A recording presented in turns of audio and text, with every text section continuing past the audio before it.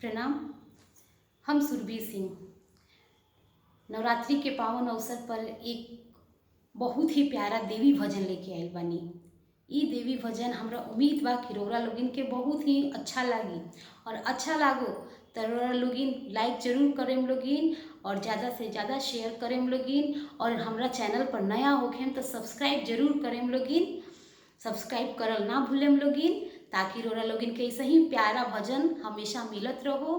और नवरात्रि की ढेरों सारी शुभकामनाएं रउरा लोगिन के। मोतियन के लड़ी लागल बा जहाँ मैया के आसन बा। मोतियन के लड़ी लागल बा जहाँ मैया के आसन बा। माथे मैया के टीका शोभे, माथे मैया के टीका शोभे।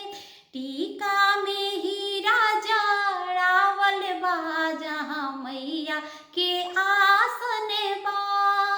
मोतियन के लड़ी लागल बा जहाँ मैया के आसन बा।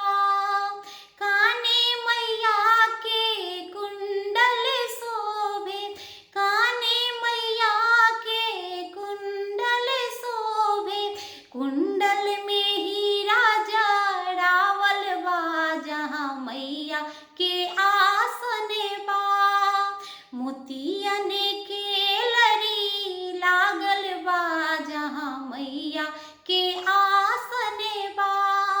गले मैया के हारा शोभे, गले मैया के हारा शोभे।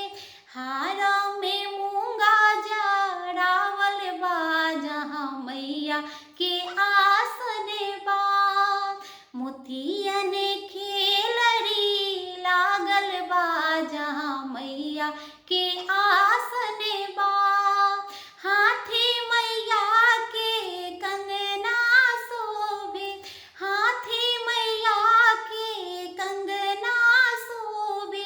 कंगना में हीरा जड़ावल बा जहाँ मैया के आसन बा।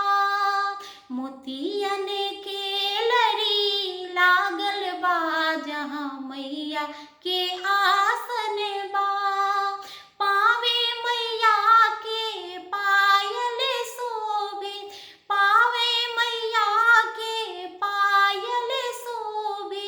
घुंघरू पायल में लगावल बा जहाँ मैया के आसन बा। मोतियन के लड़ी लागल बा जहाँ मैया के आसन बा। अंगे मैया के चुनरी शोभे, अंगे मैया के चुनरी शोभे। चुनरी में गोटा लगावल बा जहाँ मैया के आसन बा। मोतियन के लड़ी लागल बा जहाँ मैया के आसन बा।